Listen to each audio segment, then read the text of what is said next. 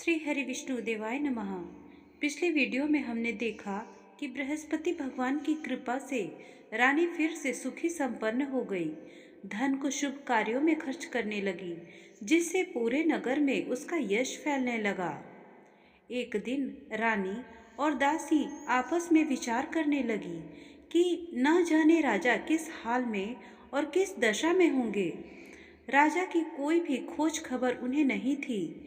एक दिन राजा दुखी होकर जंगल में एक पेड़ के नीचे आसन जमाकर बैठ गया। वह अपनी दशा को याद करके व्याकुल होने लगा। बृहस्पतिवार का दिन था। एकाएक उसने देखा कि निर्जन वन में एक साधु प्रकट हुए। वह साधु वेश में स्वयं बृहस्पति देवता थे।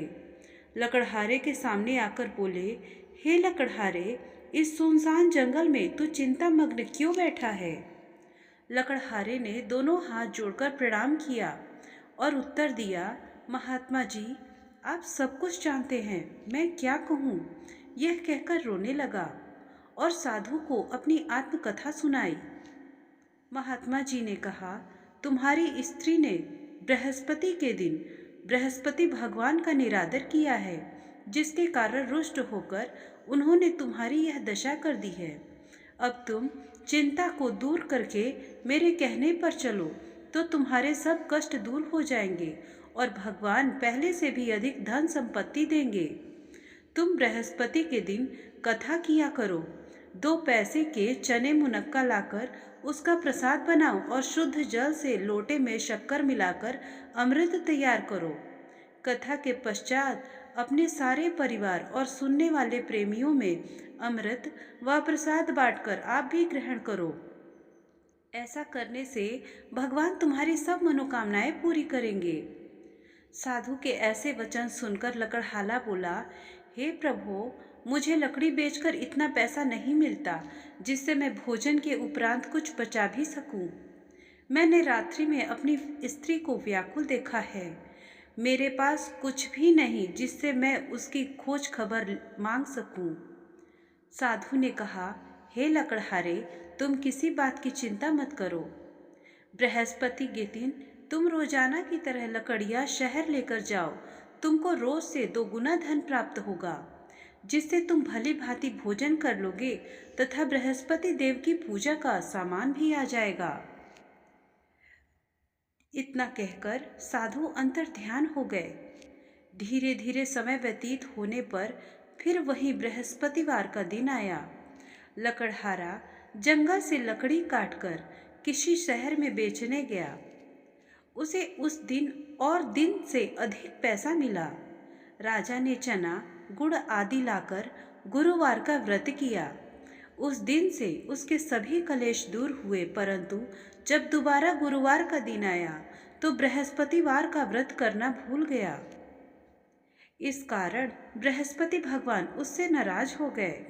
उस दिन उस नगर के राजा ने विशाल यज्ञ का आयोजन किया तथा शहर में यह घोषणा करा दी कि कोई भी मनुष्य अपने घर में भोजन न बनावे, न आग जलावे।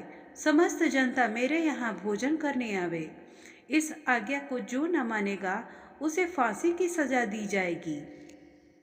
इस तरह की घोषणा संपूर्ण नगर में करवा दी गई। राजा की आज्ञानुसार शहर के सभी लोग भोजन करने गए, लेकिन लकड़हारा कुछ देर से पहुंचा, इसलिए राजा उसको अपने साथ घर लिवा ले गए और ले जाकर भोजन करा रहे थे कि रानी की दृष्टि उस खूंटी पर पड़ी जिस पर उसका हार लटका हुआ था। वह वहां पर दिखाई नहीं दिया। रानी ने निश्चय किया कि मेरा हार इसी मनुष्य ने चुरा लिया है। उसी समय सिपाहियों को बुलाकर उसको कारागार में डलवा दिया। जब लकड़हारा कारागार में पड़ गया और बहुत दुखी होकर विचार करने लगा कि ना जाने कौन से पूर्व जन्म के कर्म से मुझे यह दुख प्राप्त हुआ है, और उसी साधु को याद करने लगा जो कि जंगल में मिला था। उसी समय तत्काल बृहस्पति देव साधु के रूप में प्रकट हुए और उसकी दशा को देखकर कहने लगे, अरे मूर्ख, तूने बृहस्पति देव की कथा नहीं करी, इस कारण तुझे दुख प्राप्त हुआ है। अब चिंता मत कर, बृहस्पतिवार के दिन कारागार के दरवाजे पर 4 पैसे पड़े हुए मिलेंगे। उनसे तू बृहस्पति देव की पूजा करना, तेरे सभी कष्ट दूर हो जाएंगे। बृहस्पति के दिन उसे 4 पैसे मिले। लकड़हारे ने कथा कही। उसी रात्रि को बृहस्पति देव ने उस नगर के राजा को स्वप्न में कहा, हे राजा, तुमने जिस आदमी को कारागार में बंद कर दिया है वह निर्दोष है, वह राजा है, उसे छोड़ देना। रानी का हार उसी खूंटी पर लटका है। अगर तूने ऐसा नहीं करेगा तो मैं तेरे राज्य को नष्ट कर दूंगा। इस तरह रात्रि में स्वप्न को देखकर राजा प्रातःकाल उठा और खूंटी पर हाथ देकर लकड़हारे को बुलाकर क्षमा मांगी तथा लकड़हारे को सुंदर वस्त्र आभूषण देकर विदा कर दिया। बृहस्पति देव की आज्ञा अनुसार लकड़हारा अपने नगर को चल दिया। राजा जब अपने नगर के निकट पहुंचा तो उसने बड़ा आश्चर्य हुआ। नगर में पहले से अधिक बाग, तालाब, कुएं तथा बहुत सी धर्मशाला, मंदिर आदि बन गई है। राजा ने पूछा, यह किसका बाग और धर्मशाला है? तब नगर के सब लोग कहने लगे कि यह सब रानी और बांदी के हैं। तो राजा को आश्चर्य हुआ और गुस्सा भी आया। जब रानी ने यह खबर सुनी कि राजा आ रहे हैं तो उन्होंने बांदी से कहा, हे दासी, देख राजा हमको कितनी बुरी हालत में छोड़कर गए थे। हमारी ऐसी हालत देखकर वह लौट न जाएं, इसलिए तो दरवाजे पर खड़ी हो जा। आज्ञा अनुसार दासी दरवाजे पर खड़ी हो गई। राजा आए तो उन्हें अपने साथ लिवा लाई। तब राजा ने क्रोध करके अपनी रानी से पूछा कि यह धन तुम्हें कैसे प्राप्त हुआ है? तब उन्होंने कहा, हमें यह सब धन बृहस्पति देव के व्रत के प्रभाव से प्राप्त हुआ है। राजा ने निश्चय किया कि 7 रोज बाद तो सभी बृहस्पति देव का पूजन करते हैं, परंतु मैं प्रतिदिन दिन में 3 बार कहानी तथा रोज व्रत किया करूँगा। अब हर समय राजा के दुपट्टे में चने की दाल बंधी रहती तथा दिन में 3 बार कहानी कहता। एक रोज राजा ने विचार किया कि चलो अपनी बहन के यहाँ हो आवे। इस तरह निश्चय कर राजा घोड़े पर सवार हो अपनी बहन के यहाँ चलने लगा। मार्ग में उसने देखा कि कुछ आदमी एक मुर्दे को लिए जा रहे हैं। उन्हें रोककर राजा कहने लगा, अरे भाइयों, मेरी बृहस्पति देव की कथा सुन लो। वे बोले, लो, हमारा आदमी मर गया है और इसको अपनी कथा की पड़ी है। परंतु कुछ लोग बोले, अच्छा कहो, हम तुम्हारी कथा भी सुनेंगे। राजा ने दाल निकाली और जब कथा आधी हुई कि मुर्दा हिलने लग गया, और जब कथा समाप्त हो गई तो राम राम करके मनुष्य उठकर खड़ा हो गया। आगे मार्ग में उसे एक किसान खेत में हल चलाता मिला। राजा ने उसे देखा और उससे बोले, अरे भैया, तुम मेरी बृहस्पतिवार की कथा सुन लो। किसान बोला, जब तक मैं तेरी कथा सुनूंगा तब तक 4 हरैया जोत लूंगा। जा, अपनी कथा किसी और को सुनाना। इस तरह राजा आगे चलने लगा। राजा के हटते ही बैल पछाड़ खाकर गिर गए तथा किसान के पेट में बड़े जोर से दर्द होने लगा। उस समय उसकी माँ रोटी लेकर आई। उसने जब यह देखा तो अपने पुत्र से सब हाल पूछा और बेटे ने सभी हाल कह दिया। तो बुढ़िया दौड़ी दौड़ी उस घुड़सवार के पास गई और उससे बोली कि मैं तेरी कथा सुनूंगी, तू अपनी कथा मेरे खेत पर चलकर ही कहना। राजा ने बुढ़िया के खेत पर जाकर कथा कही, जिसके सुनते ही वह बैल उठ खड़े हुए तथा किसान के पेट का दर्द भी बंद हो गया। राजा अपनी बहन के घर पहुंचा। बहन ने अपने भाई की खूब मेहमानी की। दूसरे रोज प्रातः काल राजा जागा तो वह देखने लगा कि सब लोग भोजन कर रहे हैं। राजा ने अपनी बहन से कहा, ऐसा कोई मनुष्य है जिसने भोजन न किया हो? मेरी बृहस्पतिवार की कथा सुन ले। राजा की बहन बोली, भैया, यह देश ऐसा ही है कि पहले यहाँ लोग भोजन करते हैं, बाद में कोई अन्य काम करते हैं। अगर कोई पड़ोस में हो तो उसे देख आऊं। वह ऐसा कहकर देखने चली गई, परंतु उसे ऐसा कोई भी व्यक्ति नहीं मिला जिसने भोजन न किया हो। अतः वह एक कुम्हार के घर गई जिसका लड़का बीमार था। उसे मालूम हुआ कि यहाँ 3 रोज से किसी ने भी भोजन नहीं किया है। रानी ने अपने भाई की कथा सुनने के लिए कुम्हार से कहा। वह तैयार हो गया।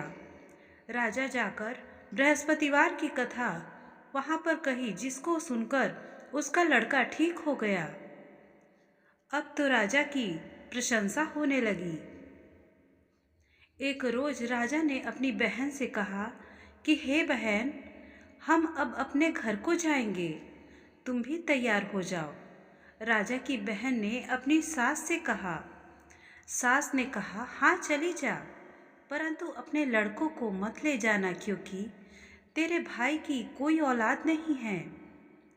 बहन ने अपने भैया से कहा, हे भैया, मैं तो चलूँगी, पर कोई बालक नहीं जाएगा। राजा ने कहा, जब कोई बालक नहीं चलेगा तब तुम ही चलकर क्या करोगी। बड़े दुखी मन से राजा अपने नगर को लौट आया। राजा ने रानी से कहा कि हम निर्वंशी हैं, हमारा मुख देखना भी धर्म नहीं है, और कुछ भोजन आदि नहीं किया। रानी बोली, प्रभु, बृहस्पति देव ने हमें सब कुछ दिया है, हमें औलाद भी अवश्य देगा। उसी रात को बृहस्पति देव ने राजा से स्वप्न में कहा, हे राजा, उठ, सभी सोच त्याग दे, तेरी रानी गर्भ से है। राजा की यह बात सुनकर बड़ी खुशी हुई। 9वें महीने में उसके गर्भ से एक सुंदर पुत्र पैदा हुआ। तब राजा बोला, हे रानी, स्त्री बिना भोजन के रह सकती है, पर बिना कहे नहीं रह सकती। जब मेरी बहन आवे तुम उससे कुछ मत कहना। रानी ने सुनकर हाँ कर दिया। जब राजा की बहन ने यह शुभ समाचार सुना तो वह बहुत खुश हुई और बधाई लेकर अपने भाई के यहाँ आई। तभी रानी ने कहा, घोड़ा चढ़कर तो नहीं, गधा चढ़ी आई। राजा की बहन बोली, भाभी, मैं इस प्रकार न कहती तो तुम्हें औलाद कैसे होती। बृहस्पति देव ऐसे ही हैं, जैसे जिसकी मन में कामनाएं होती हैं उस सभी मनोकामनाओं को पूर्ण करते हैं। जो सद्भावना पूर्वक बृहस्पतिवार का व्रत करता है एवं कथा पढ़ता है अथवा सुनता है, दूसरों को सुनाता है, बृहस्पति देव उसकी सभी मनोकामनाओं को पूर्ण करते हैं। श्री हरि विष्णु देवाय नमः। बृहस्पतिवार की दूसरी कथा इस प्रकार है। प्राचीन काल में एक ब्राह्मण रहता था। वह बहुत निर्धन था, उसके कोई संतान नहीं थी। उसकी स्त्री बहुत मलिनता के साथ रहती थी। वह ना स्नान करती थी और ना ही किसी देवता का पूजन करती थी। इससे ब्राह्मण देवता बड़े ही दुखी रहते थे। बेचारे बहुत कुछ कहते थे, किंतु उसका परिणाम कुछ न निकला। भगवान की कृपा से ब्राह्मण की स्त्री को कन्या रूपी रत्न पैदा हुआ। कन्या बड़ी होने पर प्रातःकाल स्नान करके विष्णु भगवान का जाप व बृहस्पतिवार का व्रत करने लगी। वह कन्या अपनी पूजा पाठ को समाप्त करके विद्यालय जाती तो अपने मुट्ठी में जौ भरकर ले जाती और पाठशाला के मार्ग में डालती जाती। तब ये जौ स्वर्ण के हो जाते। लौटते समय उनको बीन कर वह घर लेते आती थी। एक दिन वह बालिका सूप में उस सोने के जौ को फटक कर साफ कर रही थी, तो ब्राह्मण ने उसे देखा और कहा, बेटी, सोने के जौ के लिए सोने का सूप भी होना चाहिए। दूसरे दिन बृहस्पतिवार का व्रत था। इस कन्या ने व्रत रखा और बृहस्पति देव से प्रार्थना करके कहा कि मैंने आपकी पूजा सच्चे मन से की हो, तो आप मेरे लिए सोने का सूप दे दो। बृहस्पति देव ने उसकी प्रार्थना को स्वीकार कर ली। रोजाना की तरह वह कन्या जौ फैलाती हुई जाने लगी। तब लौटकर जौ बीन रही थी तो बृहस्पति देव की कृपा से सोने का उसे सूप मिला। वह उसे घर ले आई और उसमें जौ साफ करने लगी, परंतु उसकी माँ का तो वही ढंग रहा। एक दिन की बात है, वह कन्या सोने के सूप में सोने के जौ को साफ कर रही थी। उस समय उस शहर का राजपुत्र वहां से होकर निकला। इस कन्या के रूप और कार्य को देखकर उस पे मोहित हो गया और अपने घर आकर भोजन तथा जल त्याग कर उदास उदास होकर लेट गया। राजा को इस बात का पता लगा तो अपने मंत्री के साथ उसके पास गए और बोले, बेटा, तुम्हें किस बात का कष्ट है? किसी ने अपमान किया है अथवा और कोई कारण हो सो कहो, मैं वही कार्य करूँगा जिससे तुम्हें प्रसन्नता हो। अपने पिता की राजकुमार ने बातें सुनी तो वह कहने लगा कि मुझे आपकी कृपा से किसी बात का दुख नहीं है, किसी ने मेरा अपमान भी नहीं किया है, परंतु मैं उस लड़की से विवाह करना चाहता हूँ जो सोने के सूप में जौ को साफ कर रही थी।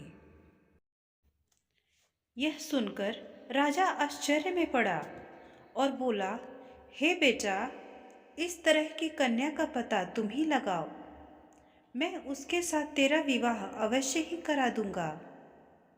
राजकुमार ने उस लड़की के घर का पता बतलाया। तब मंत्री उस लड़की के घर गए और ब्राह्मण देवता को सभी हाल बताया। ब्राह्मण देवता राजकुमार के साथ अपनी कन्या का विवाह करने के लिए तैयार हो गए तथा विधि विधान के अनुसार ब्राह्मण की कन्या का विवाह राजकुमार के साथ हो गया। कन्या के घर से जाते ही पहले की भांति उस ब्राह्मण के घर में गरीबी का निवास हो गया। अब भोजन के लिए भी अन्न बड़ी मुश्किल से मिलता था। तब एक दिन दुखी होकर ब्राह्मण देवता अपनी पुत्री के घर गए। बेटी ने पिता की दुखी अवस्था को देखा और माता का हाल पूछा। तब ब्राह्मण ने सभी हाल कह सुनाया। कन्या ने बहुत सा धन देकर अपने पिता को विदा कर दिया। इस तरह ब्राह्मण का कुछ समय सुखपूर्वक व्यतीत हुआ। कुछ दिन बाद फिर वही हाल हो गया। ब्राह्मण फिर अपनी कन्या के यहाँ गया और सारा हाल कहा तो लड़की बोली, हे पिताजी, आप माताजी को लिवा लाओ, मैं उसे विधि बता दूंगी जिससे गरीबी दूर हो जाए।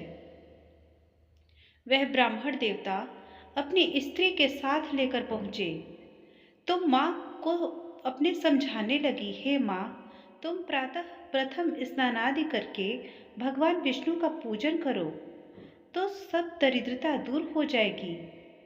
परंतु उसकी माँ ने उसकी एक भी बात नहीं मानी और प्रातः उठते ही पुत्री के बच्चों के जूठन को खा लिया। इससे उसकी पुत्री को भी बहुत गुस्सा आया और एक रात को काल कोठरी के सभी सामान निकाल दिया और अपनी माँ को उसमें बंद कर दिया।